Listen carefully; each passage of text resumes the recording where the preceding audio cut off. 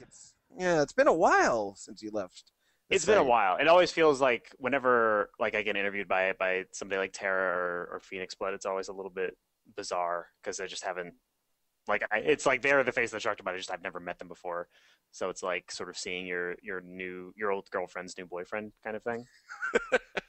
Right, so I you guess. still feel the connection, but you see that the site has moved into Yeah, a it's whole all new different now. It's direction. all video and sexy, and you have polished 3D openings to things, whereas I Yeah, was on it's like weird. Windows Media Player basically level of And quality. you, for people who don't know, you did some of the first video content. You and Husky Hog, one of our past editors, did some of the first video content for Destructoid many years ago now, like 7 years, 6 or 7. Has it been that long? Four, I guess, because we're on season 4 of Hey Ash, and that was the first real video content I did. So I guess I four thought years. I thought Rev Rants came before that. No? I think after, Oh, you because would Hey know. Ash was the first. The only reason Hey Ash existed was so I could try to learn how to use my camera, and I never did, but that was the intent at least. Oh, I remember that now. And for people who don't know, Hey Ash, What You Playing is a video series that you started with your family, Hmm. basically, about video games. And I think it's taken off. I've seen it on TV before, on the TV. It's Yeah, crazy. That's so yeah, great. it's fun.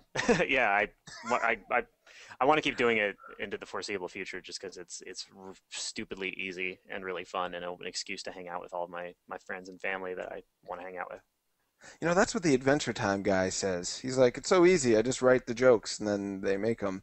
And I'm like, I could never write jokes that good. It's incredible. And I feel the same way about your show. You make it look so easy. But I've tried to make funny videos like that, and I don't think they're. I think your show's great. That's what I'm trying to say. Yeah, Well, it's, thank it's you. awesome. And it's still on I Game often Trailer? don't, but thank you. Sorry, what? It's still on Game Trailers, going strong? Hmm. Yep. That's If you go to awesome. Game Trailers, we're there, or you can just go straight to heyash.com, which is our site for it. Right. And I've noticed you're doing more live streaming and stuff now too from Hey Ash. Yeah, my friend Grant is just really into streaming because he's super into the competitive gaming world, and he was like, just like we should stream things because we just play all the time anyway and say horrible, obscene things to one another, and he just thought it would be fun to do that in front of an audience of 10 to 20 people at any given time. So did But it that. expands. That's how Destructoid's live streaming started. It was pretty small, and then Hmm. before long, especially with some of John Carnage's stuff, was big, and King Foom's stuff.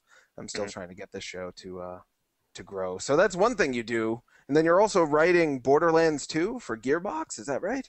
Yeah, I finished writing Borderlands 2 now, so I'm basically just trying to look busy and not get fired. But up to a couple of months ago, yeah, that was my job, and it was stupidly fun. Wow. How long did you work on that for? Um, since June of 2010 up until really just a couple months ago, I was there pretty early in about midway through pre-production.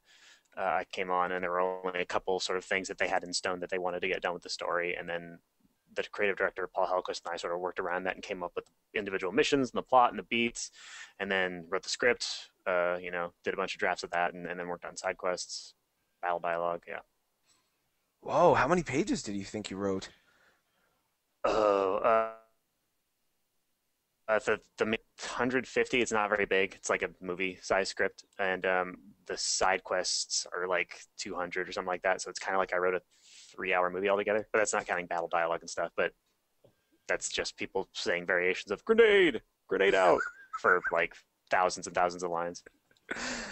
Wow, just you've already written the equivalent of a 3 hour movie. That's amazing. Is it Yeah, I actually hadn't thought about it that way until just now.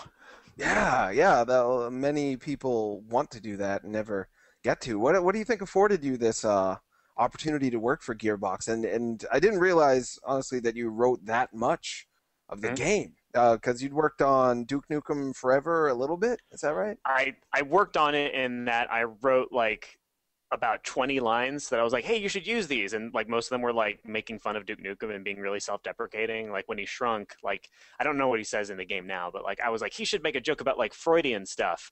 And they were like, we're just going to go ahead and not use any of that because that's really stupid. I was like, touche. Um, but I think they ended up using like one of my lines. I think when you activate a Hollow Duke and he says like these weird bastardized versions of Duke Nukem lines, those are my lines, or a couple of them are anyway. But I really did practically zero work on Duke Nukem. But it was mainly, I think they hired me on because I met Mikey Newman, who's, I think his title is Chief Creative Officer at Gearbox. I met him at GDC one time and we just hit it off, and he really liked Hey Ash and convinced a bunch of other people to watch Hey Ash and like it. And yeah, I guess they just didn't want somebody with any experience. I don't know why that was their goal, but they were like, let's give our multi-million-dollar franchise to the guy who makes 90-second long poop jokes and see how that works out.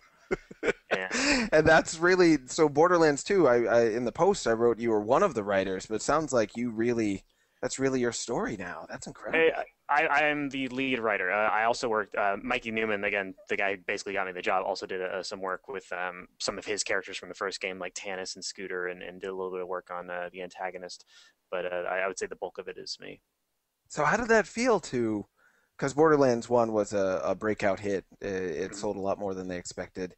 So expectations for the sequel are understandably high. So to be handed this thing and for them to give you all of this faith to basically follow up Nirvana's Nevermind with a video game script, that must have been freaking hard as hell. I don't envy you in a way. But how was that for you? Yeah, tell us all about it. It was it was hard. No, it was actually super fun. It was there were challenges inherent in it because Borderlands 1, at least narratively, is in an interesting position because a lot of people play the first Borderlands, a lot of people like the first Borderlands, and narratively there are things about Borderlands I think they enjoyed, but there was also complaints about the ending. There were certain arguments that a lot of the story took place in text rather than in voice, and so it was sort of figuring out, okay, what are people actually expecting narratively from a sequel? Do they like just having the text? Did they like the sort of minimalist approach that story took? How funny can it be? How not funny can it be? Because if you look at the main Borderlands game, it's actually, like, for the most part, it's not that funny. Not because like the jokes don't work, because there just aren't any. Like there are characters like Scooter and Tannis, and maybe one or two other characters, Crazy Earl, who are actually like comedically written, and a lot of the other characters are just straight men. Whereas the DLCs for Borderlands, which are generally considered, at least to a lot of reviewers and stuff, narratively superior to the main game, are way funnier. Like there's like a Scooby-Doo side mission in the zombie DLC, and there's an argument about ice cream that these two soldiers have that are supposed to be like really scary badass soldiers in the Secret Army of General Knox. So it was sort of trying to figure out what is the tone of Borderlands, because we know it can, but like how funny is it? Saints Row 3 funny? Can we hit people with dildos, or is it like closer to Gears of War? Does it have to be more badass and serious most of the time? And so it was sort of trying to find your footing with taking hints from what had already existed. It wasn't like I came in and they're like, haha, we all know exactly what Borderlands is and just do this. It was sort of, you still had to sort of find your footing just because there's so much more story now. Like the size of the script I wrote is about 5 to 6 times or more bigger than the script for the first game. So it's basically just trying to find tone and That's awesome. Almost like a reboot. Sounds like narratively it's kind of taking remnants of what Borderlands was, but it wasn't fully formed at that point, and really building a foundation and a house on top of that. Wow, that's awesome. I can't wait to play it. What can you tell me about what happens in that game, storyline wise? What kind of hints can you give me? You wrote that. Wow, I can't believe you wrote that thing. That's so great. Yeah, tell me about it.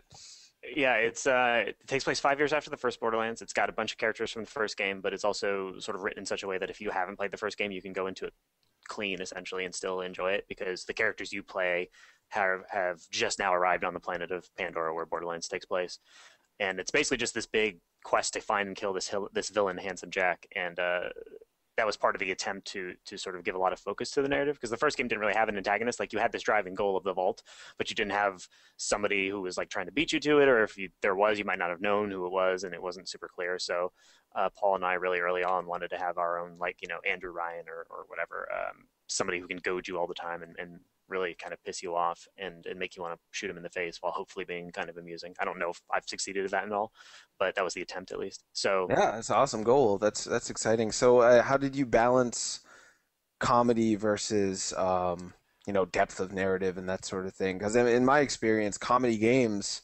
sadly don't do as well as just grit your teeth, be a jerk games. You know what I mean? There's so many games that try to be funny. I thought Brutal Legend was funny. I thought No More Heroes was funny. I thought Mad World was relatively funny. But those games tend to pale in terms of sales, games that are just dead serious. So knowing that, how'd you go into it? How much did you want to combine the comedy with the serious? The goal for the main plot was have it be a little bit more serious, sort of have it be kind of tonally. My touchstone was always Firefly, because Mm, Firefly is actually, there's a lot of humor in Firefly, but it's not like super goofy over the top. It's characters just being funny with one another naturally and being cool people.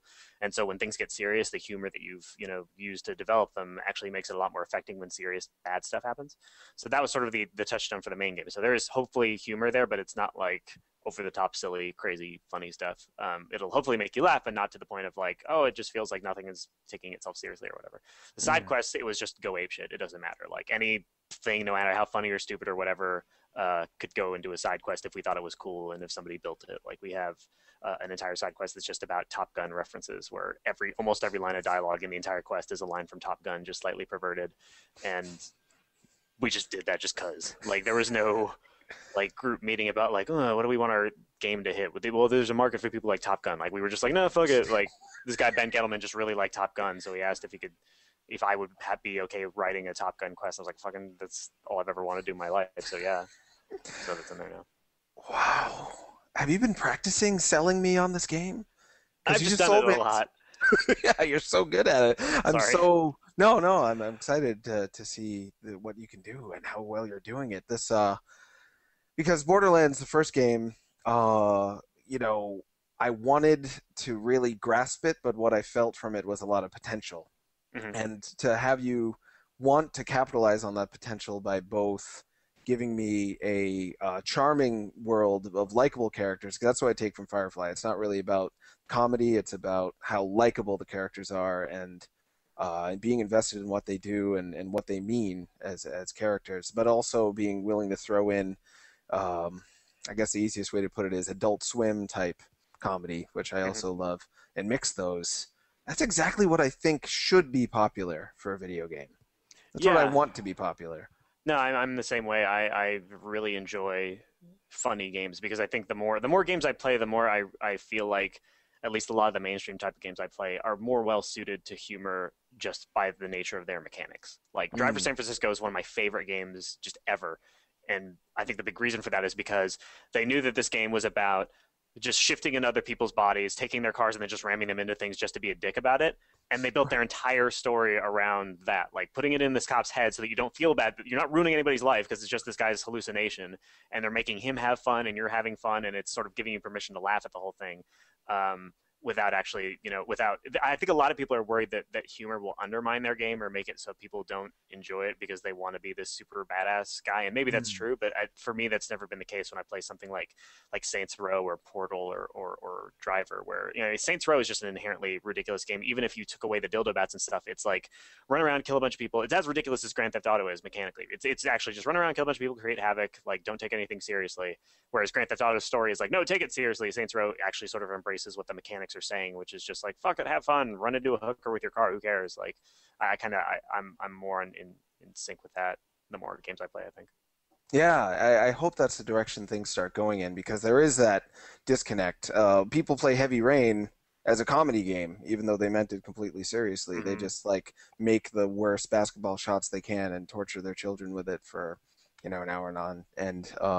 But that's not what the developers wanted. So I'm hoping we get more developers actually knowing how their games can be funny and embracing it. I think a lot of that. Tell me what you think of this idea.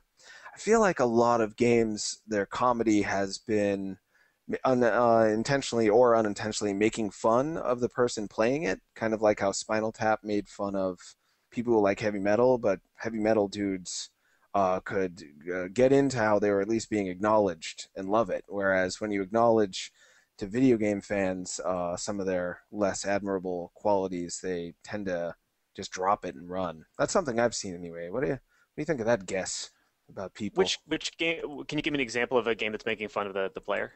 Sure. I'd say Matt Hazard. You remember Matt Hazard? Oh yeah, I played about 45 minutes of that, something like Maybe it's just not funny. I don't know, but it made fun of that. video game characters and video game tropes and things that people like about video games, and Mhm. as such, video game fans as well. A lot of people also hate Travis Touchdown a lot. Um, That's weird. I really like yeah, Travis Touchdown.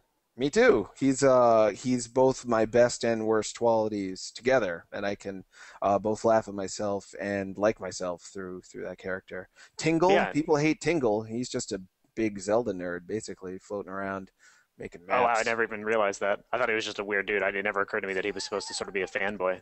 That's interesting. I think so. He's tries to dress as a fairy, and Link comes from the fairy people. So I always took Oh, him right. as like Okay. a Zelda cosplayer a little bit, and people they wrote him out of the games basically because people hate him so much. Hmm. So yeah, that's one of the problems I've seen with games and comedy for a long time. Is if you make a comedy about video games in your video game or about people who play video games, it tends to turn them off. Yeah. Now I'm just talking. Rats. I guess it could, but I mean, I see what you're getting at. I wonder if it just comes down to taste, because I mean, nothing is more. Travis Touchdown is one of my favorite heroes ever because he's just every base gamer instinct, every horrible thing that you kind of don't want to admit is true about yourself when you play video games, but totally is. Like, yeah, I'd like to have sex with the prettiest chick and then kill 5 people with lightsaber. And like the fact that your reload animation is masturbating is like so like awesomely appropriate, and this is in a way that almost feels like you were saying like Adult Swim humor, but as actually kind of saying something in a Yeah, weird roundabout way. yeah, exactly. But so many people, I mean, Game Informer in particular, I like Game Informer, not to slag them off, but they actually wrote like a whole article about how much they hate Travis Touchdown. How he's like Really? a evil psychopath and a terrible person, and then they give Grand Theft Auto 4 a 10, which is about a psychopath. But Hmm. they make Grand Theft Auto made psychopathic behavior seem fun and cool, whereas Travis Touchdown shows that it's a little bit ridiculous that you are basically masturbating in the corner when you go on a killing spree. Right. Like in Grand Theft Auto, a lot of the times the cutscenes don't seem to acknowledge that you are a psychopath. You know, Mm-hmm. there's the main story, and then there's the sort of actual gameplay, which is not considered canon. Like that was when I played Red Dead Redemption. I would just murder everyone in the world, and then start a story mission, and John Marston be like, "Oh, I care about my family so much." I'm just like, I killed an entire town of people, but all right, dude. But that said, Yeah, like, I mean, that's not so bad. I mean, a lot of people seem to enjoy that, and they can handle that sort of mental disconnect between the two because, one's canon, one's not, and that's all right. I can sort of live with that. yeah. I do prefer a more unified thing, which is what Mhm. it sounds like you're going with Borderlands 2, which is exciting. Do you ever miss though? Because when you were with Destructoid, you were thought of as the indie guy, and I'm Mhm. one of the indie guys who kind of tried to replace you. Man, I was sad when you left. That was so scary and sad. I started a video series just to try to, because you like did all our good videos. I'm like, oh no, now someone's I got to guess do we're not that videos. good. I thought they were great. I still can't do videos as good as that, even though I try. So yeah, when you were with Destructoid, you did Reverence, which was kind of the stuff you were just saying now, a really nice look at game design and things people may not notice about You're the really just games they're whining in playing. front of a green screen with a suit on. I don't think You can so. call it criticism to put a nice hat on it, but it was really just me bitching in front of a camera. I'm going, give me views.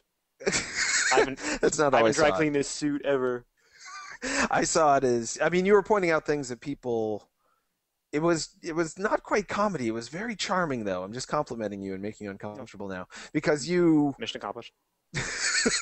you pointed out things that people are aware of in the games that they're playing, but aren't like consciously noticing. I think that happens to a lot of people who play video games because you're playing a game, your conscious mind is getting used by being aware of what your player is doing and what the buttons do. So you don't always get to have that kind of in the moment analysis of what you're doing and why you're doing it. And you had the capacity to kind of step back and show people why Mirror's Edge has strengths and weaknesses and blah blah blah. Good. You did a good one on Dead Rising, as I recall. Didn't you do a good Dead Rising one, or am I I imagining don't things? remember any of them Yeah, anymore.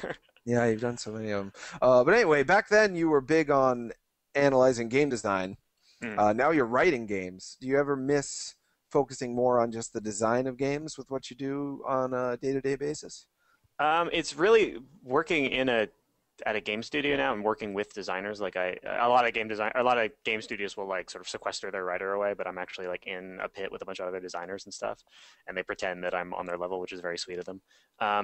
But the more I understand the way games work, the more I'm just like, oh my God, I don't think I was ever qualified to talk about design. Like maybe I was good at articulating complaints.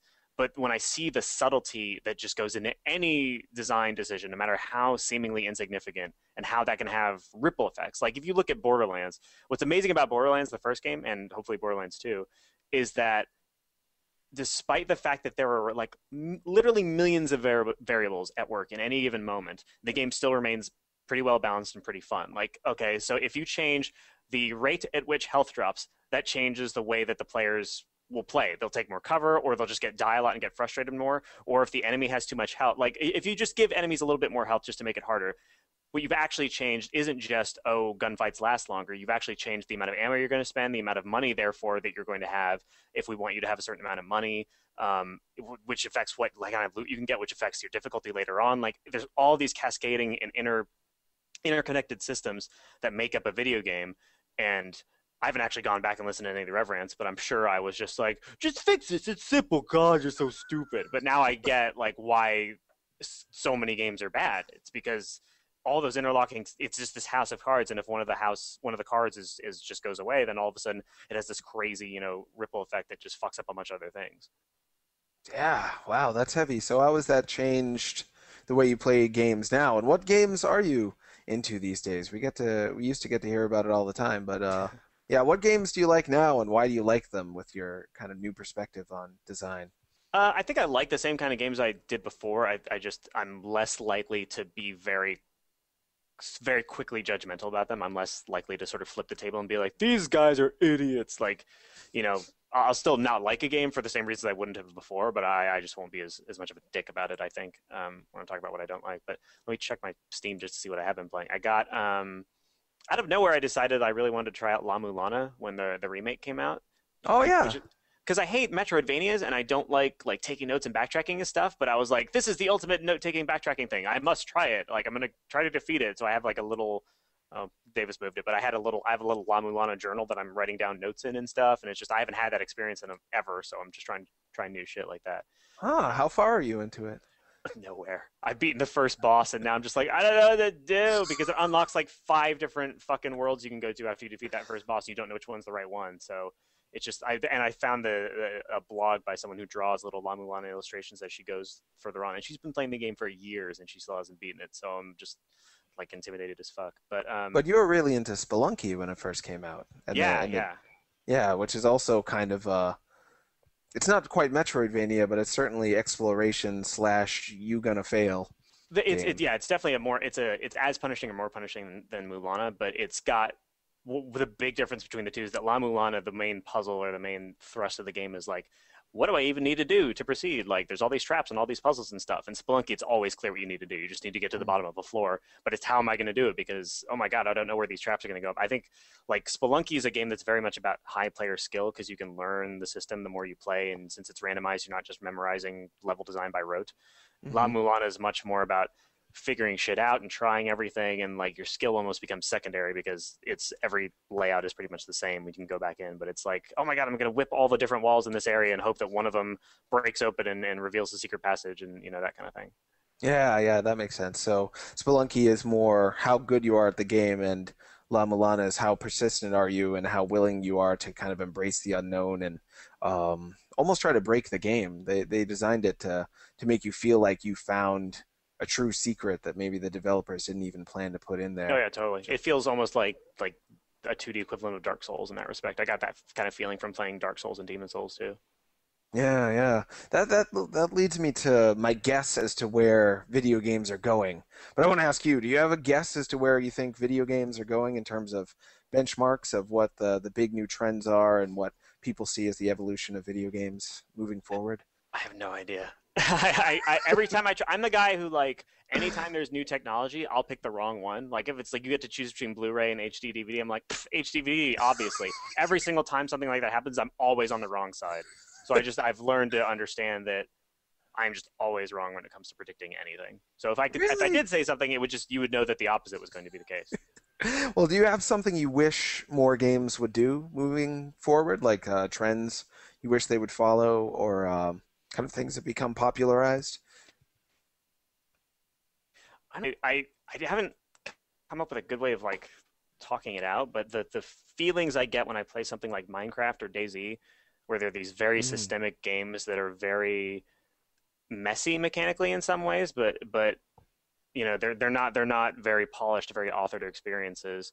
But the sense that I get when I just walk into a field in DayZ and see like 20 zombies and go, oh fuck, and immediately drop to my gut, or when I see somebody walking by a survivor and I immediately hide, or that sense in Minecraft where it's just you have a dog and you're walking around exploring and all of a sudden you come into this clearing and it's just snowy and beautiful and stuff, and it's all randomized, and Mm. at the same time, like the sense of awe I get from something like that is way greater than the sense of awe I get from most scripted story-based games. I would love to see more games that make me feel that way, but I don't Mhm. know what little mechanic there is the magic. Is it the randomization? Is it the aesthetics? Is it a combination of all those things? Like, I don't know. Yeah, yeah. My guess is because you're saying similar stuff to what John Blow said last week and what some other people have said on the show, is that it's this respect for the player to just kind of deal with what they're thrown and to not have to handhold them along the way. Like Minecraft, you're just there you are, punch a tree, or maybe you won't even figure that out for the first hour. And DayZ, though I haven't played it, from what I've heard, they just throw you in and Yeah, it's figure it out.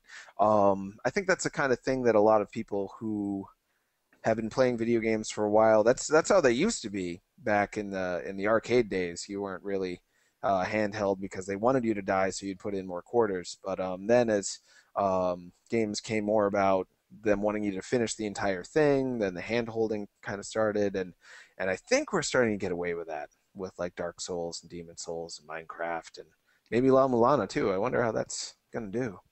yeah, no, no, their marketing hasn't been the best. Like, I didn't even realize it was out until the day it was out. And I was like, oh shit, I was looking forward to that, and then I didn't even know it was out.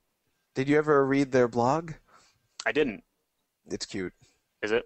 Yeah, you should read it. They don't know English at all, but they still type in English. I actually met them at Tokyo Game Show 2010, and I taught them to do the fist bump and then go like Oh, this. Did I tell you this story already? I don't no, want to tell you old stories. Okay, I'll no, tell you no, this yeah. story real quick.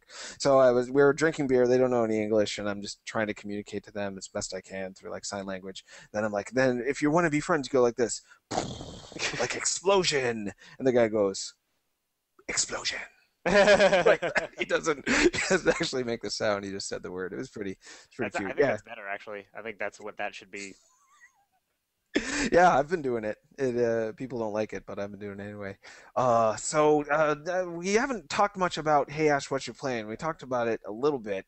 How is that show going moving forward? Is it going up, down, maintaining No, you the mean like new traffic thing? wise? Yeah, and in general, and how does that, how it's doing traffic wise, how does that affect what you want to do in terms of moving it forward? Do you want to make it bigger budget, bigger scale? Are you hoping to get your own show, or do you want to keep it just internet scale, or yeah, how's that going? Traffic's been pretty much constant. I think it might have dipped a little recently because the game trailer's redesigned, but I'm not sure. Um, but yeah, it's pretty much been constant since we did it. It's been around 50,000 to 150,000 views every episode, and it never really figured into our opinions of what we wanted to do with the show, really. Like, bad traffic or good traffic, we still just want to sort of do the stupid little jokes that we want to do, and talk about things that matter to us and nobody else, and just fart around. That's the sort of thing that's fun about it, is that it's game trailers has been really really cool about basically giving us complete control over whatever we want to do. We haven't ever had them come in and say you can't do this ever. Like, they're just fine with us doing whatever we do and then paying us. And so it's just been a fun way to like exchange scripts back and forth, and then for a week we'll just go back to Arizona and then shoot 20 episodes in succession, and then go back to wherever we live and do our day jobs and stuff. And it's almost a vacation from work to do a different kind of work. That sounds so perfect. It's pretty good, man. I'm so jealous of you right now. I'll get over it. It's okay. You can It's do it. okay. It's just make fart jokes on the internet and find a moderately attractive girl to put in front of a camera and then make fart jokes, and you're set. I tried that. I started a whole show called Talking to Women about video games, and it's all Well, that right. sounded smart. You need to make it sound dumb. Oh, I got to be stupider? Yeah. You, I got to embrace that somehow. yeah. Bottom of the barrel, man. That's what my life is. I know what my And life is. And do you find yourself getting recognized a lot at game events and stuff like that? You've been on Mhm. panels and you've been out there. So are people asking you for autographs? Do you feel like a semi-famous man? Nobody's ever wait. No, sometimes people will ask us for autographs after like Hey Ash panels and stuff. They'll want autographs, but anytime somebody sees me in person, it's usually like, "Hey, you're that? Aren't you Ash's brother?" I'm like, "Yep, I'm Ash's. I'm the co-star of that show." Um, I get recognized a couple times, yeah, but it's nothing big. It's and I'm usually I'm not good at talking to people, so I inadvertently end up being an asshole to most of the people who really are being very kind to me. Like there was a guy who came up to me at E3 and was just like, "Hey, are you Anthony Burch?" I was like, "Yeah." He goes, "Oh, you're writing Borderlands 2. I'm so excited for it." I was like, and I don't know why, but my immediate reaction was like this weird like asshole humility because I was like, "You don't even know if it's gonna be good." And he's like, "What?" He's like, I'm looking forward to it though. I'm like, "Yeah, but it could be ass. You don't know. I could have fucked it up and I could suck and you wouldn't even know." And he's like, "Okay, thanks." And then I've afterwards, I was like, "Oh, I should have said thank you. Whoops." That's awesome. You're so genuine throughout. That's have you heard of Sam Keith? I He's have a not. comic book artist. He did the Max. You remember the Oh, old okay. Max Yeah, I've heard show? of the Max. Yeah, Yeah, I met him when I was 14, and I was just like, Sam Keith, you're the best tricep artist ever. You draw the most rippling triceps. He's like, no, I'm not. I suck. Go away, kid. I'm no good. I'm like, no, look at the definition. He's like, listen, I'm the worst, but here, I'll sign your thing. Go away. And I still remember that to this day because whether that was a pleasurable experience or not, that was totally genuine. I feel like hmm I got to know him a little bit. And likewise, I'm sure that guy feels like he knows that you're legitimately insecure and afraid that yeah, your video game's gonna yeah. He suck, learned which something is about me. Like I don't want to be around that guy anymore. yeah, that's better than an ingenuine connection, I think. And people still ask me about you. I was at PAX East just this year, and like the cutest, smiliest, like 5 foot tall woman came up to me and was like, "Can you tell Anthony I love him and Ashley too?" I think I emailed you about that, didn't I? Oh yeah, Email you you that? did. You did. Yeah, yeah, Yeah, yeah. yeah, yeah. It I forgot happened about that. yeah. So people still love what you do. It's pretty neat. That's Um, cool. do you feel torn at all though? Because you have, I mean, Hey Ash helped you get your Gearbox job, hmm so you've got something when it comes to video. But with doing Gearbox, you don't have the opportunity to do as much video stuff. I'd imagine you just do Hey Ash kind of on your vacations. So is there anything with video that you wish you could be doing if you could just clone yourself or just have more time in the day? Um, Not really. I think I have had the opportunity to do some video stuff at Gearbox. Like there was a video of Claptrap doing a helping this guy propose to his wife that I wrote. That a lot of people seem to like, and it was we'll do Claptrap episodes or advertisements or something like that, and a lot of the times I'll be able to write some stuff for that.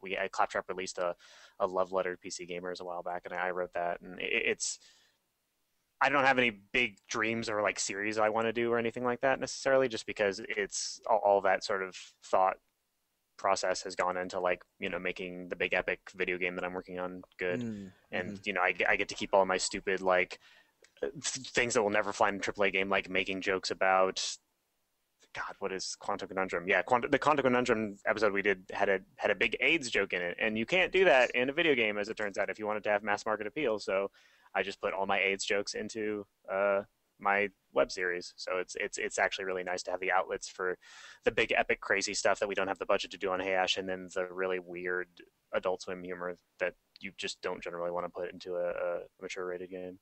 Huh. Wow. It sounds so perfect. Do you feel like your life is perfect? It's the life I want. Yeah, You got it. it's pretty good. That's so good. I totally don't deserve it. I spend the majority of my time assuming that a bus is just going to hit me because of karma. Like I haven't done anything really nice to anybody. I haven't like improved the world in any significant way. I just made particularly effective dick jokes on the internet and then was rewarded with like the best life ever. So I'm just waiting to get like Ebola mixed with bubonic plague. I don't even like dick jokes that much, but I think your show is much more than that. It's yeah. I should That's kind of you. analyze your show something. No, it's true. I like it. I really want to hash what you playing game though. You did the I think it was season two finale was Hmm. a text based. I mean a turn no point and Yeah. click adventure. Is there any chance that'll ever happen as a game? If I got somebody to work on it, like if I threw money at somebody and made them do it, yeah. I don't know if I personally have the time or the skill to do it, but Mm. I've always really wanted to have I can't. It's hard to play the penny arcade RPGs and not immediately just think like, oh man, I really want to make a Hayash RPG, or because it's just there's just something cool about seeing pixelated versions of yourself. I mean, you would know, like it's just you make good pixel art, so there's got to be something Oh, satisfying about like, oh, I'll just look at the little Jonathan Holmes, or when you did the stuff for the side scrolly thingy I did, where it's like, oh, it's a little tiny metaphorical Anthony, isn't that neat? Like, it just I don't know, there's some bent appeal in it. I would like to do it at some point. Just need to I find hope you somebody to do. pay. I know so many people who would do it for free. I can Mm, think of three off the top of my head who would do the art anyway. mm. Not for a huge game, but for a game that they could feasibly do in 6 months or so. I hope you do it. And it was really fun making a little pixel art of you, though I never felt like it was, you know how it is. You never think it's good enough. I'd want a second chance someday. Hey, we have questions coming in. This is exciting.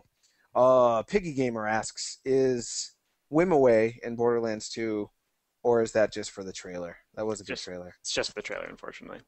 That would have been pretty expensive, It I would would have been, imagine. yeah. Yeah. Who is doing the music for Borderlands 2? We've got a few different composers. I think this might be the same composers who did the first game. I think if you Google who they are, I know Jesper Kid is one of them. Oh, Which I okay. remember when I heard that, I was like, "Ah, I love Hitman 2's music."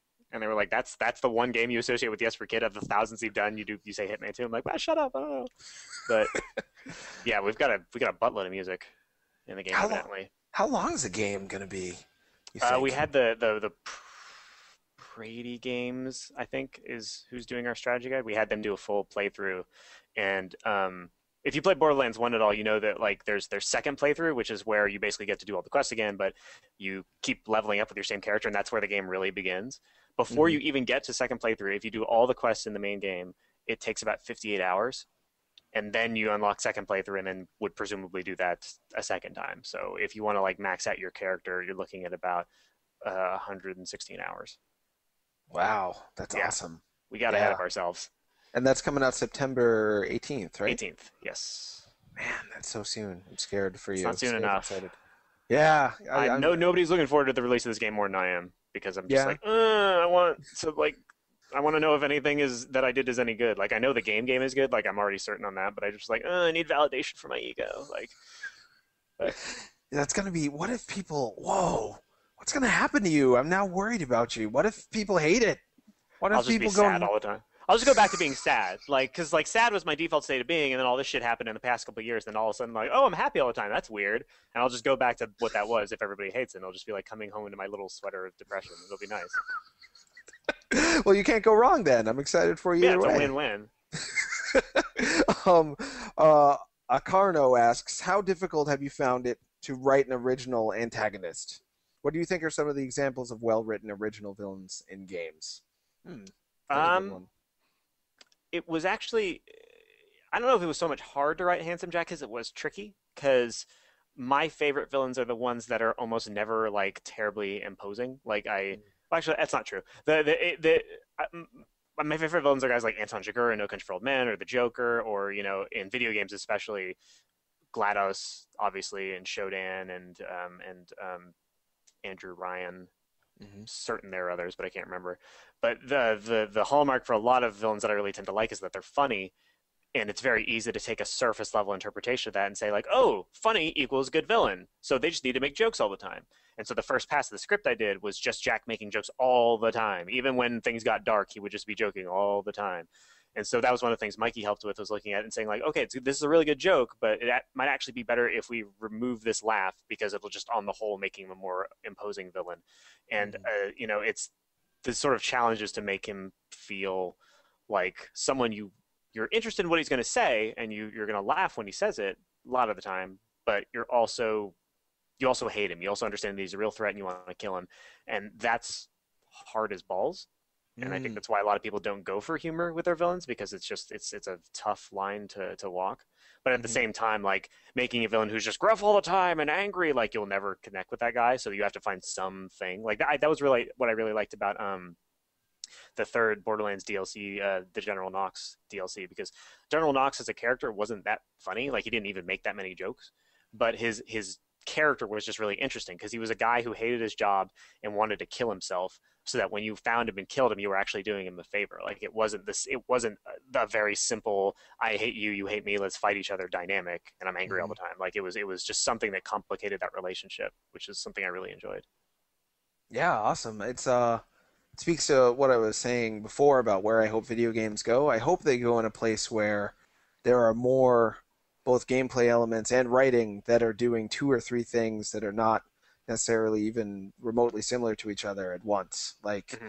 when you laugh at someone, you're relating with them, but at the same time, they're an object that you want to kill. And that tension between thinking your villain is funny and also thinking he's someone who you have to kill is really interesting. It's an interesting Oh thing yeah, to no, have to I don't reflect think on. anybody's nailed that better than Valve did with GLaDOS. You know, Hmm. you're Hmm. desperate to hear GLaDOS say more things, especially in the first game, and you just want more than anything to disassemble her piece by piece. And same with Wheatley in the second game. Like when Wheatley's trying to convince you to kill yourself, he's like the funniest thing in the world, but you're still like, oh, I can't wait to take you down, you little bastard. Like it's this really interesting, playful dynamic that I hope I can do half as good as in Yeah. Borderlands 2. What a good thing to shoot for though, and in a very different way. I mean, from what I know of Handsome Jack, he doesn't have anything surface level similar to GLaDOS or No, not really. uh, He's a yeah. much more immature kind of antagonist. He's almost childish. He's very petty. He just likes mocking you. He's like, I think the way it kind of feels is like you're an ant that he's fucking around with a magnifying glass while cackling maniacally. He's not a dignified villain. He's just like, he thinks shit's hilarious when you fuck up.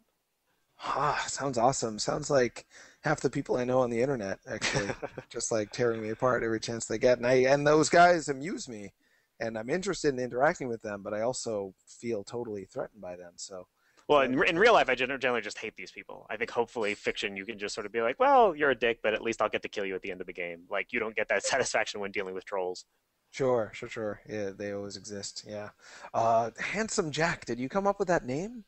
I actually, that was a placeholder name for a really long time because originally he was going to be a rival vault hunter, and you were both basically going to be sort of kind of like the lady in Fable, the first Fable, if you played that at all, where you Hmm. were sort of crisscrossing paths every once in a while. You were both it was or Belloc from Raiders of the Lost Ark is another example, like Oh, sure. kind of separate most of the time, but every once in a while you sort of cross paths. And the idea was that he was a tournament fighter and a really charming, handsome dude.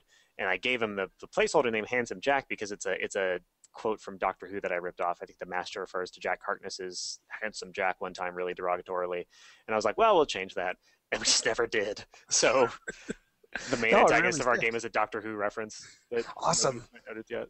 You know, I think of you as the Doctor Who of the video game industry Why is that? because you're smart and funny and confident and When I get wounded, I self-depreciating. explode fire. Yeah, yeah, you're all the things I like about Doctor Who. That's the And I, best compliment I've ever gotten. I love the Doctor, so it's true, man. It's true. It's how I thank really you. feel. Anytime. Dark. Sorry, Daximus asks, are there any other characters in Borderlands 2 that are inspired by other characters in fiction or people in your life? Tiny Tina is basically a combination of my sister and my friend Christina Cole. And if you've seen any Hey Ash episodes, she's the pregnant wife who get like if you've seen any of the Hey Ash episodes that you probably the worst Hey Ash episodes that have ever been made, the abortion one and the no sorry the spousal abuse one and the miscarriage one, which were probably the worst episodes that we've ever done. She's in those. And she's really really funny as a person in real life, so it's based partially on her. That's why she's called Tina, and then my sister, and And that's really about it. does your sister do the voice for Tiny Tina? I thought she did. Yes, she does. I kind of I didn't realize it initially, but as I went on, I realized I was kind of writing it for her, um, and I think she knocks it out of the park. She's really really good. Is that her first job in video game voice acting? Yeah, it's her first official voice acting job was Borderlands 2. It's pretty cool. So awesome. Yeah. Yeah. I because hope that can people be the like her. start of so much. And people were mixing her up with Tara Strong, I'd heard. Yeah, yeah. There was a trailer, or not even trailer, it was just a bunch of gameplay on Kotaku or something like that. That was just like this big chunk of Tiny Tina as part of the game. And I was like, bah, don't watch it, people, like on my website, because like I'm the writer and like, spoilers. But if you want to, you can just search for Tiny Tina or whatever. But yeah, there were a couple of commenters who were like, "Is that Tara Strong?" And I told Ash, and she flipped her shit because Tara Strong's like one of her favorite voice actors ever. Yeah, Same that's here. awesome. Man, that's so exciting. So Yeah. excited for you guys. It's annoying how excited I am. How excited I am for you. Just for your careers to blow up and for you guys to be the Well, biggest she works at powers of Valve video now. games. Yeah, what is she doing at Valve now? I think she's writing. Whoa. Yeah. And that's Whoa. completely unconnected to her being in Borderlands too. It was just this year randomly, Ashley Burch blew up. She got a job at Valve, and she's in Borderlands, and she's got other stuff. But yeah, That's so good. Yeah, this is what I want to have happen. It's exciting for me. Chesty Jake nice. asks, "What's the best thing to get funded on Kickstarter? Are you following Kickstarter? Do you have any hopes and dreams for that? Things that you're happy to see succeed or fail?" I really want Wasteland 2 to be good. I'm really Mm. looking forward to seeing Wasteland 2 come out. Um, there's some other stuff I kickstarted. The Banner Saga. I'm really looking forward to the Banner Saga. Um, and Glorkian Warrior by Pixel Jam. Or Whoa, Pixel. what's that? It's basically this like I guess it's this side scroller thing that they're doing with this guy named James Kolchaka, who's this. Oh, yeah, I'm a big fan of James Kochalka. Yeah, it's he teamed up with the guys who basically made Gamer Brothers and Dino Run, and they've been working on, I believe it's a side scroller. I don't know what it is, but it was a really old kick. It was like one of the first things I ever helped kickstart, and it was. I'm looking forward to it because every game they've made is awesome. Whoa, I've got to get them on this show. Do you Yeah, know you those totally should. guys? Yeah, if you have their emails, do you know those guys? Yeah, Yeah, yeah, give me their emails. I'd love to have them on the show. That would be fun. sure. Kochalka, he did Craft is the Enemy, which is one of the things that kind of shaped my way of thinking about things for a while, Hmm. which was the more you try to craft things, the less you put yourself into them, the more you just kind of follow the instructions on how to do a good thing. Hmm. And thanks to him, I do stupider videos. Good. Yeah, thanks, Kochalka. Appreciate it. Damian Sommer, past guest on the show, he did a game called, or he's doing a game called The Clown Who Wanted Everything. I think, have you heard of that game, Anthony? I have not. You might like it. It's about a clown, and he's greedy. And every time he gets a power up, it's a 2D platformer. Every time he gets a power up, there's only one button. So like, he starts off, he can't even jump. So you get the jump power up, and then you can jump. Then you get the spread shot power up, and every time you press jump, you also do spread shot. And then you Oh, it's get the cool. spread shot, jetpack, jump, and then you're like, yeah, it's That sounds awesome. yeah, it's a neat game. It's not quite out yet, but it's coming. He asks, Anthony, how do you feel about Runner? Looking back, me too. Oh yeah, because I worked on that the Yeah. game Runner that you designed and wrote and created. Mhm. Yeah, I'm so glad you did that. Thank you for inviting me into that thing. How do Oh. you feel about it now that it's been a few years? I think it Gone? was really bad. I think it was something I needed to do, like emotionally, just because I was like, I'm sad all the time, and everybody's making games, and I can't make a game, and I wanna not be sad. I want to make a game, and so I just spent a year making a bad Battletoad of all the games to make a bad Battletoads Tunnel game that took a year, and at the end of it was still not good as a game. But the art was really good, and I think it was really polished, like looking for what it was, Mm. because your art was really good, and I liked the Aw. song, and Ashley Davis's drawings are really cool and stuff like that. But it was I'd been hanging out a lot and talking to like Jason Rohrer and to a lesser extent Jonathan Blow and like a bunch of cool art game people, and I was like, I want to be like them, and just tried real hard with Runner, and I think at the end of the day, it's not a good game. Like it does something that I think is kind of interesting, but not that interesting, which is like using gameplay frustration as a metaphor for like life frustration. But it Mm. turns out being frustrated just isn't fun. So turn believe it or not, when you're not having a good time, you're not having a good time, no matter how intentional I may have wanted it to be. So a lot of people don't enjoy it. But Weird. See, I love that game. I played it. I wish it had like a score attack mode because I just played it nonstop. Maybe it was just vanity, me just liking to look at my graphics, but I don't think so. I was the only part of that game, the graphics I'm really happy with is when the Anthony character falls, his arms wag a little bit and he looks scared. Other than that, I'm like, I fucked up. The whole thing's terrible. Really? Except for the arm wags. Yeah, yeah. I wish I did a way I better love job. the art.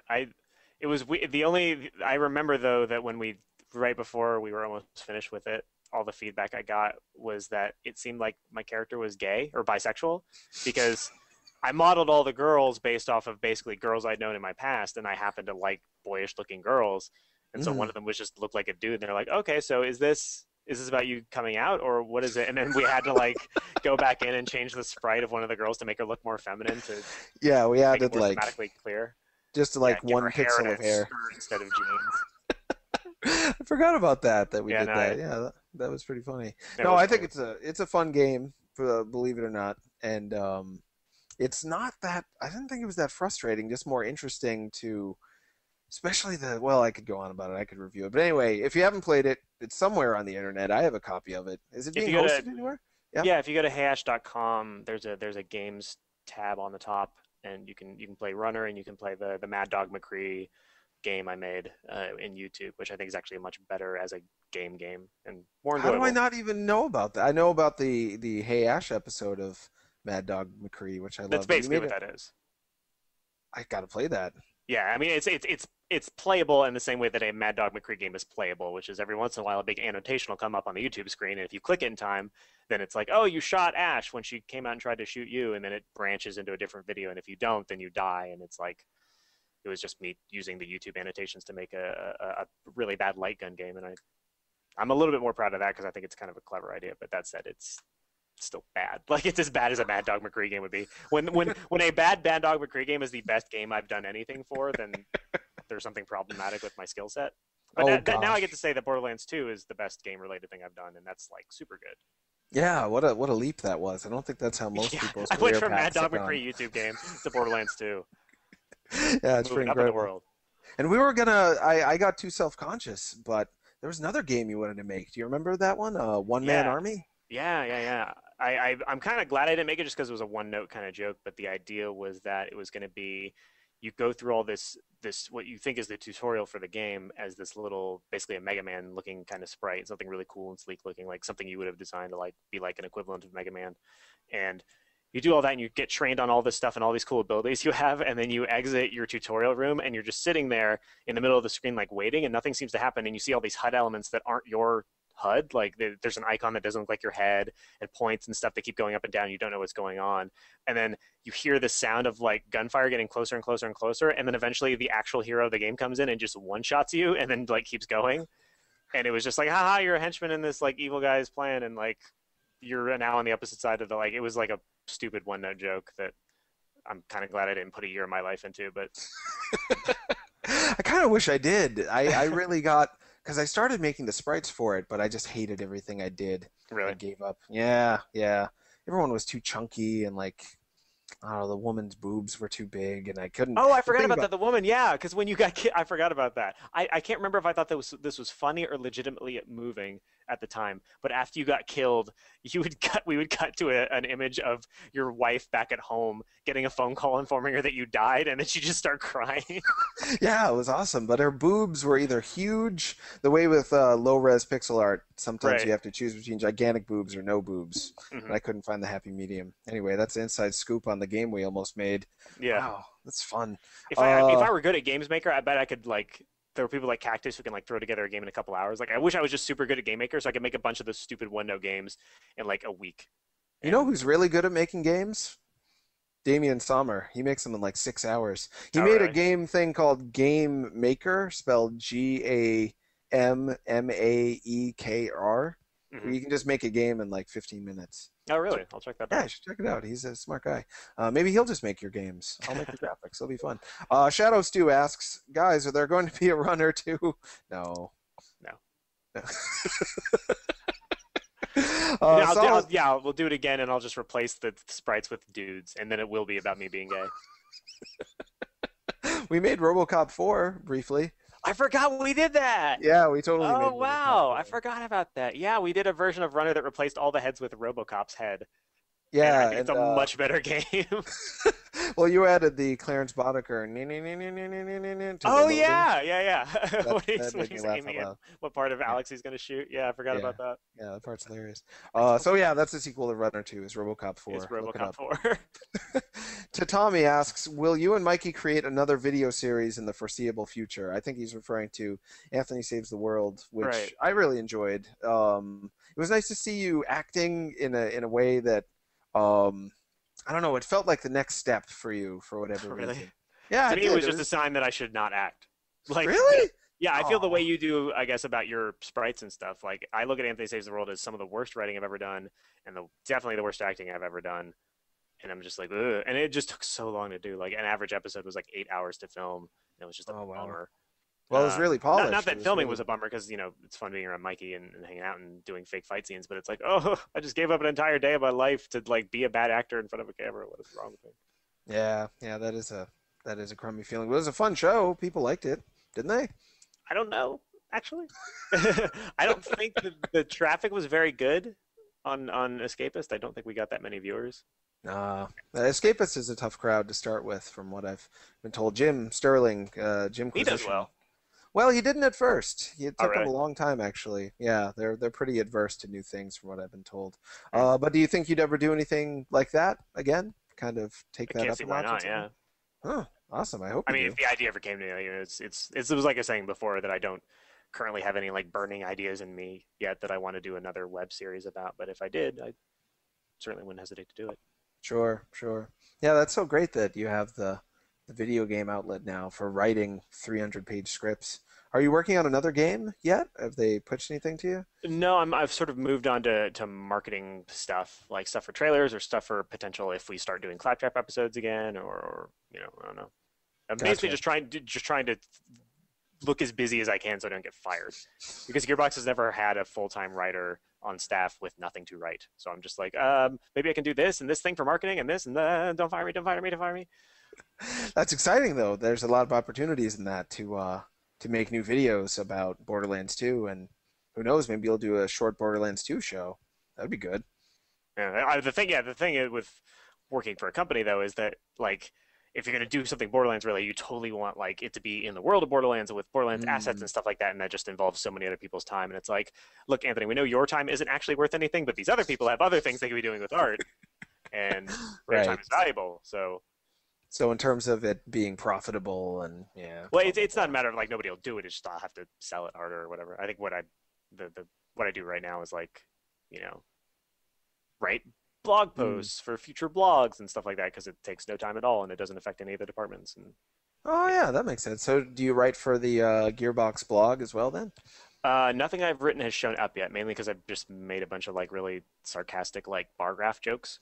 Okay. So if you start seeing funny bar graphs show up on Gearbox City, then yeah, that's me. But Huh. everything else is Chris Failer because he is actually talented and he knows. He was like because he worked for Shack News for a while and now he's our community manager and like Shack News was the real deal, unlike what I was doing at Destructoid, which was like this game is stupid because it's not like this Kafka book I read and No way, man. You introduced me to so many awesome games on Destructoid.com. You're yet to be replaced. I don't think you ever will. Me and Alistair Pinsoff try to, but we can't keep up with you. You were you're writing about a new indie game like every week. I Mhm. don't know. I still don't know where you found all of them a and lot of how them you. on. I found them on TigSource and on indiegames.com/blog. If you just troll those two websites, you'll have all the indie games you need. Really? I don't know. The way you filtered them and picked the better ones to talk about. Cowboyana, I still talk to people about. I was telling Oh someone on my yeah, Square show about it. Yeah, what a great game. And that guy went on to make the Nidhogg, I think it's called. yeah, he made Yeah, Nidhogg. Although yeah. I don't know what he's doing with Nidhogg. I assume it's coming. It's gonna have a more commercial release because that is one of the best games ever. Like that is so fun. Yeah, that's a really good game. I've only got to play it once against someone who was so much better than me, so I only kind of grasped the smartness of it. But No, it's great so if you get somebody who's on your level and then you sort of learn with them and then both get better. Like I've played it. I played it for months after I got the IGF build. And they're like, delete this when you're done. I'm like, no, I will not. And so I would play it with my friends all the time when we would like we have this big entertainment system with all these Xbox games and a bunch of controllers and stuff like that, and then everybody just wanted to crowd around a keyboard and play Nidhogg. We were completely ignoring Smash Brothers and all this other stuff that we could be playing because we just like Nidhogg so much. for people who don't know, Nidhogg is a kind of a fencing game, but there's some environmental hazards as well. You have to do a little bit of platforming. There's a giant chandelier. So it's one-on-one. You both have a sword. It's high, low attacks. You can duck and jump. Is that about right? And you can throw your sword, and it's one hit kill. So Oh, that's right. it's this very like I don't know, I can't remember what the word for it is. There's a cool word for describing the strategy of trying to predict what your opponent is going to do and then counteracting them before you've even done it. Can't remember what it's called. It'll come to me. Yeah. 2 hours later, it'll come to me. But it's all about that, like trying to read your opponent and sort of see what they're going to do. And it's actually really simple mechanics. There's only like two buttons, but there's just it feels like football or something because you'll attack somebody and then before they can respawn, you got to get as far to the other side of the screen as you can and make it to the other end of the map. And it's just super suspenseful because it's such high lethality. Yeah. It's instant respawn, so there's not that much of a penalty for Right. and yeah, endless respawns. I mean, but yeah, like you said, you can run past where the person respawns, so they'll have no chance to catch up with you. Kind of a platformer fighting game, and just distilled the best parts of a fighting game moment, and that's all you really do is kind of Totally. that showdown feeling. Yeah, what a neat game that is. You're good at talking about video games. Do you want to just host the show sometimes? No, You I'm just host good. the show whenever you want. Sure, you're good at it. You're doing fine. Working on it. Ninja President asks, have you played any more Sleep is Death since you previewed it on Detoid? And you previewed that with your sister, I think, didn't you? My sister and my wife. I tried two Oh, different. yeah. I tried the same scenario with two separate people That's right. And to for see people how who it don't would know, change. Sleep is Death is a game where you kind of create the game. It's a Jason Roher game. You make the graphics in it? You can You make do a lot of everything in that. it. Yeah, you make all the graphics if you want. You program things as they happen and all that stuff. It's basically Right. Dungeons and Dragons, but like as a game kind of, but also like it seems to be. We were talking earlier about humor, and I think Sleep is Death is the most interesting game to me for that because like Jason Rohrer is a very plunging the deep truths of human existence kind of guy. Like that's what Passage was in 5 minutes. And the intent was like tell really personal stories using Sleep is Death that are going to make both of you feel like you come away with it with something worthwhile and meaningful, and maybe you'll cry, maybe you'll think hard about your life. What it actually is in reality is one of the greatest improvisational comedy tools I've ever seen. Like I think Ashley Davis and I were doing because basically I wanted to take it like when I was doing my preview of the game. I was like, okay, well, I don't know actually how to do art, so I'll just try to like make these Doctor Who looking thingies because I know what Doctor Who looks like, and I guess I'll try that. And oh, Davis and Ash and I all like Doctor Who, so maybe I'll do something like that and have this story planned out, and maybe it'll be about like being an extra on a show and like just normal stories and stuff like that. And the way it ended up with Davis, I think, was she got into a car and did a loop over. She did a barrel roll over a TARDIS while it was exploding, and went fuck yeah, and then grabbed a gun. And then it just ended, and then I think Ash's ended with her taking David Tennant hostage and then shooting herself in the head, like just for fun. Like it was, the weird thing is it's such a personal experience. It's just you and this person and this other person, and you're just having this conversation through the systems that you're just naturally sort of tend toward comedy just to keep it from being too awkward because you don't want to get too serious. Like it's like very suddenly opening up to somebody, it just feels too personal. So why do that when you could just ramp a car off of an exploding TARDIS and throw up devil horns. Sure. You want to have fun, so you try to make the game fun. And if you're with fun people, it's successfully a fun game.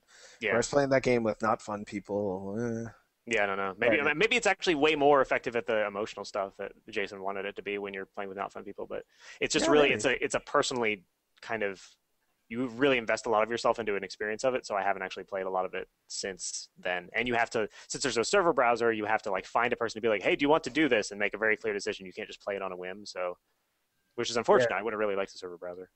Yeah, I wonder if it's too late for that. I wonder if No, they'll he go back actually and do it that. occurred to him a long time because I talked to Jason about it, and he was like, yeah, I could do it, but I don't want it to be that kind of game. I want it to be a personal thing that you do with people ideally in the same room and all that kind of stuff. I'm like, Ah, okay, I understand that. Like, he's the ultimate artist. Like, he really doesn't care. I was like, you'll get more money if you put a server browser in. He's like, it doesn't matter. It'll be a better representation of my vision if I do it this way. And like, I totally can't fault him for that. yeah. He's got games on DSiWare. Hmm. Isn't that weird? Yeah, because he thinks that because he felt that was the best medium in which to do it. And it's like, well, you can put that DSiWare? on. Yeah, there's something about the way it uses the camera and the DSi stuff that he built specifically for that game, and it's like, well, couldn't you port this to PC? And yeah, I guess you could, but that's like, painting them. But well, I like the Mona Lisa, but could you put it in like construction paper? Like, Right. it's that kind of mentality. Interesting. Huh. I should get him on the show too. He seems like a neat guy. No, he's super interesting. Yeah. Oh, Yeah, fun. You could. Okay. Hold it. Biting my tongue. I'm just picturing you hosting the show. It would just be better. Sorry. that's not true at all. You would do a great job in the show, and you know all the people, and you're good at talking, and you're smart stuff. No. Yeah, it's just one man's opinion. Inner Child 95 asks, "What do you think of the recent surge of zombie video games?" I don't know why you spelled that. Surge? Like Lollipop Chainsaw, DayZ. It's not really recent, but it hasn't gone No. away by any means. The zombie is as popular as of a villain in games as ever, I would think. Yeah.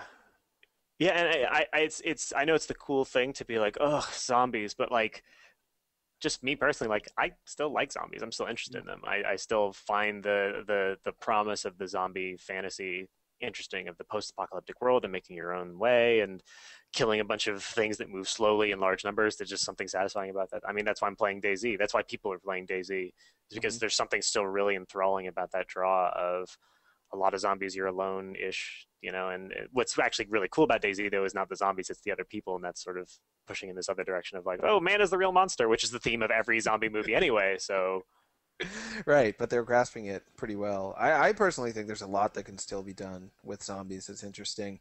I don't know if you played Zombie U at E3. I didn't. One hit kills. It's the Really? one, yeah, one bite, you're dead. That Wow. hasn't been done as far as I know. So Yeah. that's bold. If you die, you take over another character. It's not like game over, but Oh, you take over another character who doesn't have any of the assets that you gained as the one who died. And if you go to where your prior character was, you'll fight them as a zombie. So that's you really get to, cool. yeah, see, that's pretty neat. And the Lollipop Chainsaw, I personally liked it a lot. I thought there were some serious design issues that made it get pretty. It's either really fun or really boring. There's like no in Hmm. between in it. But That's pseudo for you. yeah, that's exactly right. But Oh, that I've got writing was so good. James Gunn's fucking stuff was hilarious. yeah, I thought so too, and smart too. There's Yeah, some yeah. actual dynamics going on there as opposed to just constant butt jokes. Yeah, Hmm. yeah, it's pretty neat. Yeah. Yeah, so I still like zombies. Sounds like you still like them too. Hmm. Properly Paranoid asks, why is there not an animated series drawn by Blavis, written by Anthony, and dubbed by Ash? Because it takes her a really long time to animate, and she wants to do other stuff like her cool comic. Like that's basically what Once Upon a Pixel was at the time. I wrote the first few Once Upon a Pixel episodes, and then when she started writing them, it got way better. It was like, oh, okay, actually, she knows what goes well with her art way better than I could. So she should just do that on her own. Like Davis is 10 times more talented than I am. Like For if you're not people who reading, don't know, people might not even, isn't it weird? People might not even know. people don't know the Ashley, details of my life. What is wrong with them? What are they having their own lives? That's absurd. Ashley Davis is a woman that you met on Destructoid, I think. I remember us Mhm. being in a hotel room and you being on a phone and you being in love sounding on the Yeah, phone. It's like the probably. first time we met, and I'm like, "What's going on?" You're like, What's "Oh, that's." that douchebag's deal? Uh, And then it totally worked out with you two. She was a writer for Destructoid. She and I have pretty similar tastes in games, so she wrote a lot of the stuff I wish I had written. And she's also a very talented visual artist. yeah. And she did a show called Once Upon a Pixel, which I still think is like kind of the best thing Destructoid video has turned out in general. Really? Well, it's Yeah, good you show it. Hey, John Holmes just said that Once Upon a Pixel is his favorite Destructoid video thing. Did you hear her go aw? Because she went yeah, aw. I mean, in terms of paying tribute to video games and making fun of them in a loving way at the same time, which is what I always hope to do. It nailed it. It nailed it very, Yeah, very, very Davis is well. very talented. And if you're not reading her webcomic, which is called Odd Looking Bird, if you just go to Odd Looking Bird. Oh no, I'm sorry, it's called Yeah, Jailbird. Odd Looking Jailbird. Bird is her blog. Right. Jailbird is the name of her comic. I know everything about my wife. Yeah, is it just jailbird.com? Oh, it's if you go to ann.oddlookingbird.com. That's my wife's webcomic, and it's really good. When did that start? A Quizzing month you. ago, a couple of months ago, about a month ago. Yeah, I remember But the it's build like up. it's the story she's wanted to tell since you know decades ago. Like it's her opus, and she just now started it. So It's That's really so it's good. really good. I like it a lot. Yeah, nice tonal mix there. It's not just one feeling all the Oh yeah. time. Yeah. So yeah, that's exciting, but it is so hard to do animation. I was doing a an animated show for a little while, and it took 3 weeks to do like a 3 minute episode or something. I mean, Oof. it's so much longer, and I wasn't doing it optimally. But if you're not able to dedicate time to get good at it and figure out how to do it, um, makes much more sense to do Mhm. comics and whatnot. But that's nice that people wanted to come back. That would be fun. I was going to pitch you an idea. This will be awkward for you if you don't want to do it, but just be Okay. honest. It's okay. It'll be fine. I've been almost making a show called Teenage Pokemon for a while. Okay. It makes fun of teenagers, but also pays tribute to teenagers. And all the characters are the middle stage of Pokemon evolution. They're like no, they're not Yeah. cute anymore, but they're not like Ivysaur and yeah. yeah, exactly. It's Marshtomp and Ivysaur and Metapod is in it. And so they're not badass, but they're not cute anymore. They're like this kind of useless middle phase, which is how Right. I felt as a teenager. And Oh, it's just totally. them talking about video games. I've been wanting to do it, but I don't feel like any of the writing and acting I've done for it are good enough because I think the idea is actually good, so I have Hmm. to like make the follow through good too, or it'll be a squandered idea. And then I remembered your sister is named Ash, and that's a Pokemon character, It and is. you would make a really funny sounding Pikachu because you're like the exact opposite of Pikachu in Yeah, it would comics. only work if it was just like Pikachu. Like if it was just my normal name, normal voice rather. Yeah, exactly. Pika So P. if I get that show going, I don't expect you to help me start it, but if I do like a couple episodes and you like it, I would love for you to take over an episode. You could just do the voice acting, and I'd have the animation done. Yeah, Um, if you ever get the show running, I'll just send you a 2 minute long wave file of me doing every variation of Pikachu as humanly possible, and you could just use that for every episode you want.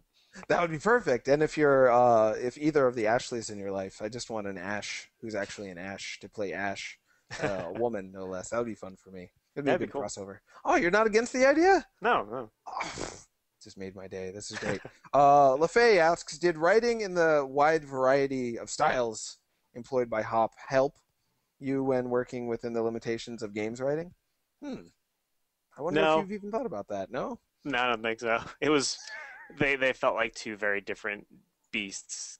You know, it's the limit. There were no limitations with Hop. It was just we had a self-imposed limitation that we didn't want episodes to be longer than about 2.5 minutes. But there was no like there was nothing that had to be done. We could do whatever we wanted. Video game is all about limitations because there's Yeah. only so many art assets you have. There's only so long you can have a line be, depending on how big the map is. There's, you know, if we're making the player wait till they hear the end of the line can't be that long because they want to get back to gameplay. You know, it's all limitations, and but you know, the thing about limitations is that when you work within them, it's actually really good for creativity because it forces you to be creative to understand like, well, if I only have this much time to say the line, how can I make it good? Well, you can do it by cutting off half of this line that actually isn't that good and Mm. focusing on this other thing. You know, it's a totally different sort of skill set, but it's good. It's fun. Yeah. How was that to have to edit yourself that much and be I mean when I put myself in your shoes, I keep coming back to like what if I was going to write Borderlands 2?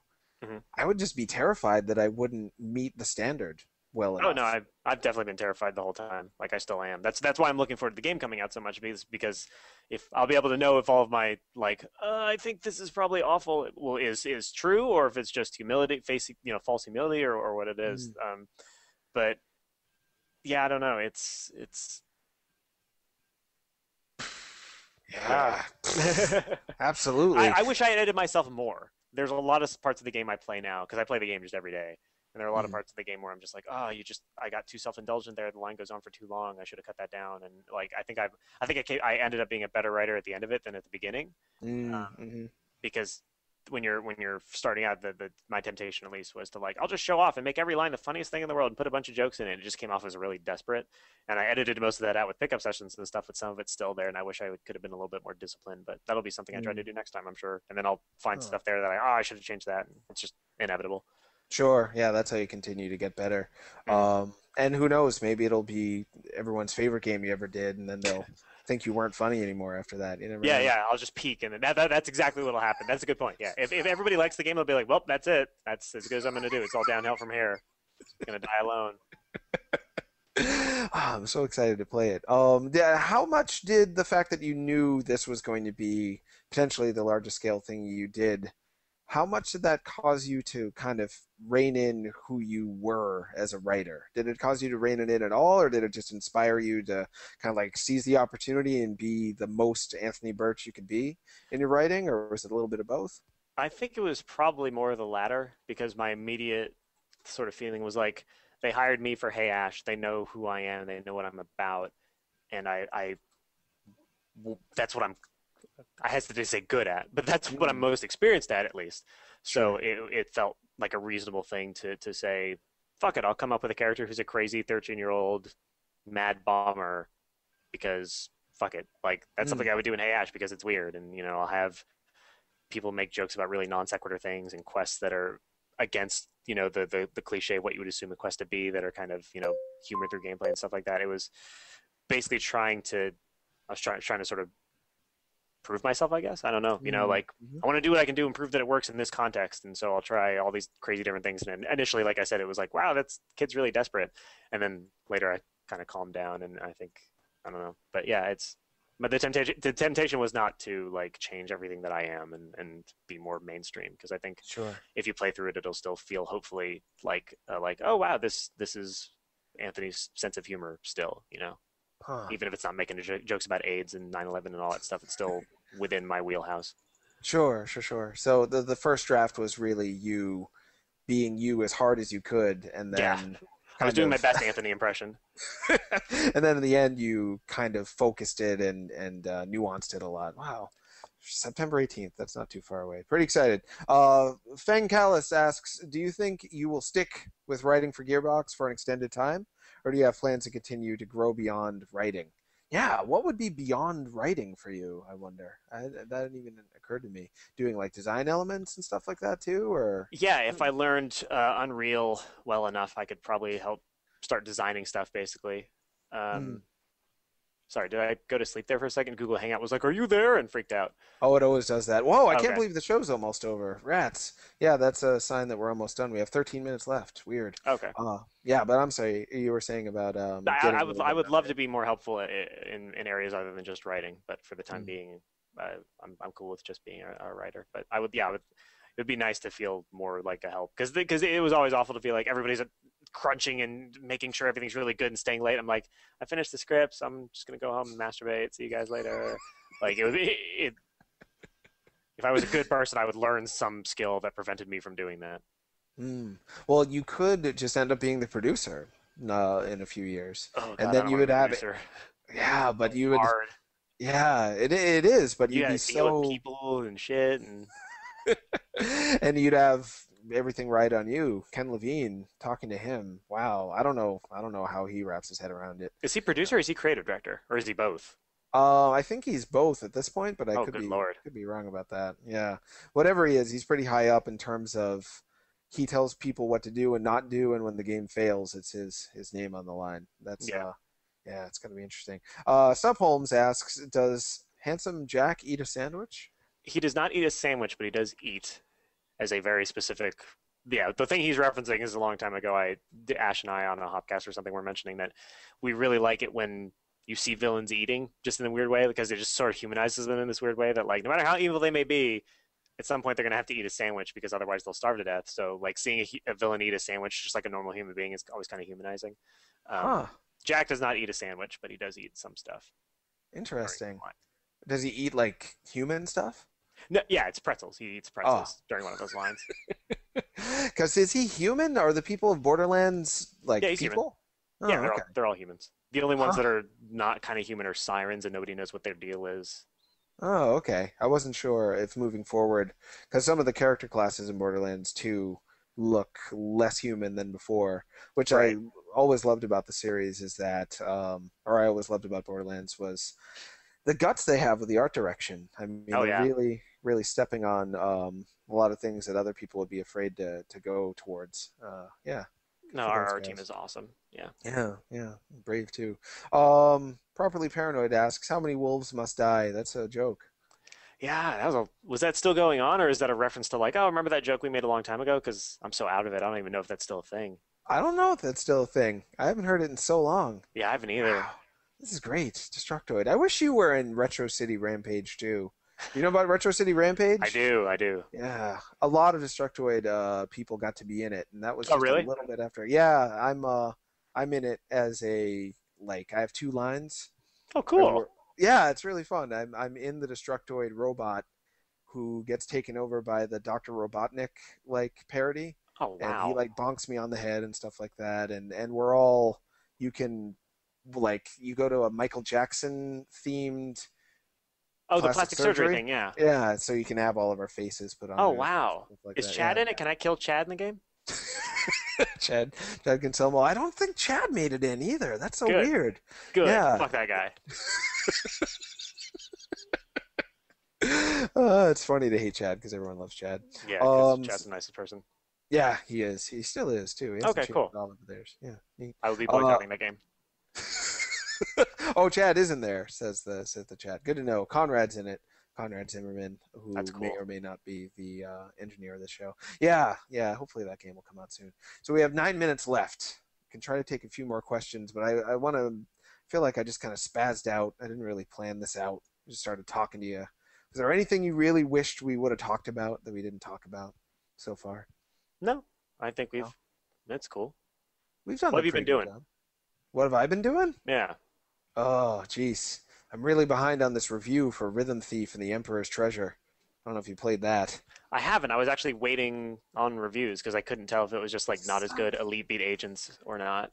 son of a bitch. I totally let you down. All right, I'll finish that review today, I promise. For you, I'll do it. Okay.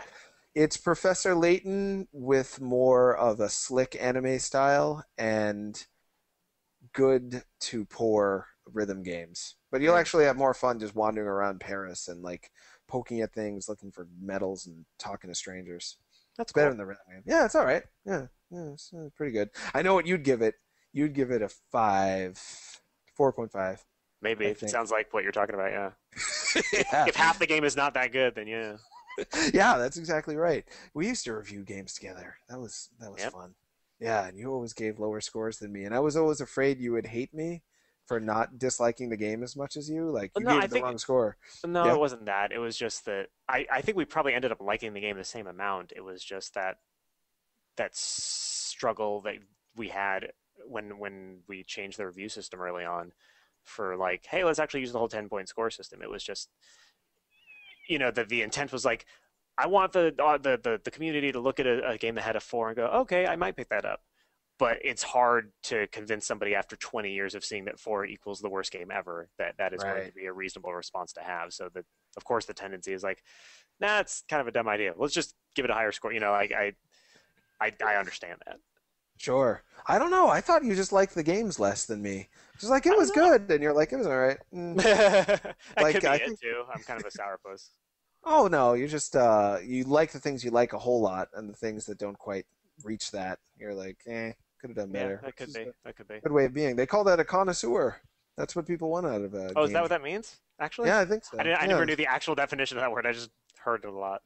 I'm pretty sure that's what it means. Nope. We should just shoot the shit, says Conrad. That's great. Okay, Yeah, yeah, shooting the shit is good. So you're married to Ashley Davis. allegedly, yeah. That's neat. You guys have been married for like 2 years? Is that right? hmm 3 years? 2 years. Wow. Huh. How do you like being married to a person? I love it. It's 1,000 times easier than I thought it was going to be. Like you always hear Yeah, that, like, oh my God, marriage is such a big deal. It's so important. And it just feels like I will sometimes still mistakenly refer to her as my girlfriend, just because it's like, oh, it's been so easy. Like we both like the same thing. So like she's playing Minecraft right now, and like sometimes I'll play Minecraft. Sometimes we just like if I sometimes imagine like a 50 or 60-year-old person coming in and seeing our relationship and being like, oh, technology is ruining relationships. Because sometimes we'll just be like sitting here on our computers, not talking to one another, but it's still just a pleasure to be like around somebody that you like a lot, and then we'll still talk and hang out and be married and shit. But it's the everything just is sort of chill and fine, and you're just enjoy one another's company and doing the same things. And I'll play a video game, she'll come and watch me, and then you know I'll masturbate and she'll cry, and like it's every good sort of thing you want out of a marriage. Yeah, you married someone who actually likes stuff you do and does similar stuff as you, which is kind of one of the many aspects of living the dream that you're doing. Like so many Hmm. people marry someone and they love Real Housewives of Orange County, and you love Not football, and that. you're Good screwed. things. Yeah, but you guys are really cut from the same cloth, and I was really excited when you got married. It was neat for Oh me. yeah. Wish Just, I could have gone. I've watched the video. Video is was there a good. video? Oh yeah, there is a video. Yeah. Yeah, yeah, it was good. I And still, how's I your still, dad doing? my Oh, dad is sorry. good. He is just chilling in Arizona, basically. Still sitting around smoking cigars, reading romance novels. But he loves the internet pseudo fame. I think more than any of us. Like he loves going to PAX and all that stuff. So he's always emailing us and being like, "Did we go to PAX panel? When's PAX? What are we doing? Are we going to need a hotel? What when are you guys coming in?" And like always super excited to go to that stuff. Oh, that's awesome because he seems the most unlikely to understand it out of everybody involved. Yeah, no, it took a So that, while for him to get it. but now he gets it and Yeah, really yeah. Because enjoys it. I mean, initially he didn't like. You look at a number on a computer screen, like 100,000 views. Okay, that doesn't mean anything. It's the number 100,000. You don't really get a sense of like how many people that is until we brought him to Mm. PAX and had him in a panel, and he saw a bunch of people cheering for him and stuff, and then he got it, and it immediately went to his head. But like he got it like and understood it, so it's sort of it's changed him a little bit, I think. Yeah, he still when I bumped into him, I bumped into him and your sister at E3, and he still kind of got this like, I'm doing this, but am I really doing this? Yeah. Like feel to it, like I'm just talking to this strange guy who's calling me Dave, who like last time before that I'd saw your dad, he caused me to just fall on the ground and laugh uncontrollably for like 5 minutes. Just the subtleties of what he does. He just went like, yeah. I was just like, I lost it. I just fell on the ground. Oh That was yeah, when we were in Alex's hotel room, yeah, I got Alex yelled Noisy at. of Yeah, yeah. Gaijin Games. Yeah, yeah, yeah. We did get yelled at for the noise, didn't we? Yep. Yeah, that was fun. Understandably, because it was a room full of people screaming. Yeah, but it was Bit Trip Fate. We were all excited about it. Yeah. Yeah, yeah. I don't know. We only have 3 minutes left. I'm so excited that you're doing all this awesome stuff, but part of me still wants you to make small, weird video games. I don't know if you know that you are good at that, like you are good at that. But I I don't know. think I don't think I am. I only made the one small weird video game and it wasn't that good.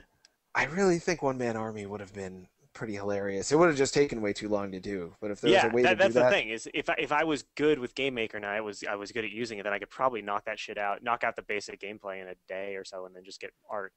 But like I think it's a cute enough idea for a week of work, or maybe right? 2 3 weeks a month or something like that. But the amount it took me a year to make bad Battletoads, so I can only imagine that it would take me like a decade to make bad side-scrolling platformer with a twist ending that just says "fuck you, player," because you know. I would have played it though, and I'm thinking, yeah, what if? I hope this is what happens. I hope people watch the show and are like, "Oh, Anthony would make games, but he just doesn't have the time or the energy," and they're just like, "I'll make them. Just give me the ideas." Because if you ran your own little thing where people just did your stuff, there's a lot of people that are fine craftsmen and are excited to make stuff, but don't have the inspiration to move forward unless there is a person and an idea that they really want to get behind. And that could be Maybe. you. That would be neat for me if you just did that. Yeah, I I'd don't know. join it. I'd join your company. I'd try to make those things. It was fun for me the last time making little graphics. That was good. Yeah, yeah, good times. Up, 2 minutes left. Well, we should promote our things we're doing. I've got Okay. a Twitter. It's at tronnuts.com. And the show is on iTunes. If you're just watching it and you want to listen to it later, you can listen to this episode, plus episodes with Jonathan Blow, Damian Sommer, Adam Saltzman, the Gaijin Games, Alex Noisy, and Mike Roush, Tyrone Rodriguez from Nicholas. We've had a lot of people on. Terry Kavanaugh won't come on, though. He's too shy. Yeah, he's a shy guy. Yeah, He's he's really really nice, shy. though. He's Yeah, no, he's super nice and incredibly talented. yeah, but he doesn't want to talk for an hour and a half. And it's not that easy, I guess, to keep I can talking. So understand anyway, that. yeah. So anyway, yeah, iTunes, you can listen to this and follow me on the Twitter. How about you, Anthony? What do you want to promote things? My Twitter is Reverend Anthony. If you go to hash.com, all the relevant stuff is going to be there, I guess. And buy and hopefully enjoy Borderlands 2 when it comes out. There's pre-order bonuses too, right? You get a character class and stuff like Yep. that. You get the Necromancer once that's done, and you get like a golden key and some other shit. I don't know, just pre-order, whatever. You have nothing to lose except for maybe a bunch of money if you don't like the game. But other than that, nothing to lose. Yeah, then you can just sell it. You'll be fine. Yeah, unless you get it digitally, in which case, just give your password to somebody else and let them use your account. Yeah, just be a nice person for a change. Yeah, Do something don't be good. a dick. Yeah, for once. Jeez. Asshole. Well, first Holmes was born, then he got fat, bald, and tired. Sup, Holmes?